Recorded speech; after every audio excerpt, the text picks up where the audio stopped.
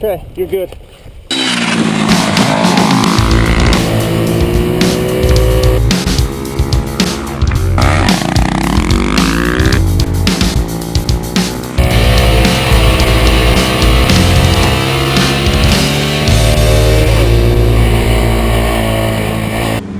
Alright, we got the Bennche Megelli 250R. This thing looks dynamite, and here's what you need to know. Designed in Europe, built in China. That tells almost the whole story. Beautiful looking bike, trellis frame, aluminum subframe, beautiful aluminum tubular trellis swing arm. This thing looks great and it gets tons of attention. However, the development of it seems to have been its shortcoming. Been dragging the kickstand.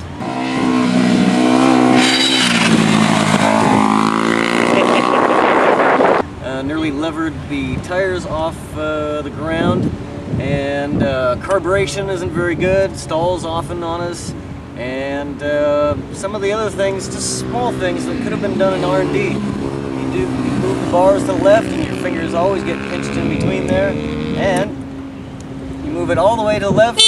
Oh, look at that. So a little bit of rough edges, but really we can understand why somebody would look at this bike and say, geez, I gotta put that in my garage. 250cc single cylinder motor.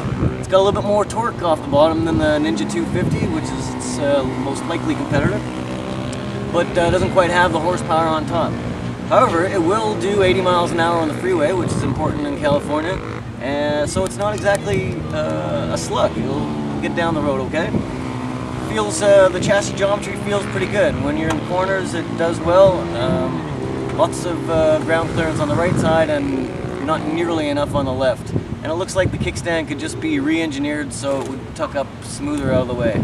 It just seems to have a few rough edges that we're not too fond of. As Kevin said, this bike has a series of pros and cons. I'll add that the bike tracks straight and true. I don't know whose geometry they copied when they made the bike, but it runs fine. It drives straight. That said, the suspension has no rebound damping whatsoever on the front, and the rear shock we haven't quite figured out how to adjust, but it rides rather rigid out of the box for my 185 pounds plus gear. Additionally, I have been noticing this plastic that this bike is made out of. I don't know if it's ABS or what kind of plastic it is. It seems a little bit more brittle. It seems somewhat translucent, and we have already observed its crackability. And that should be a warning to anybody who might not ever want to tip this thing over or keep it padded in an eggshell crate, because if this thing ever tips, I don't think it's going to be as forgiving as a Kawasaki Ninja or any Japanese OEM motorcycle.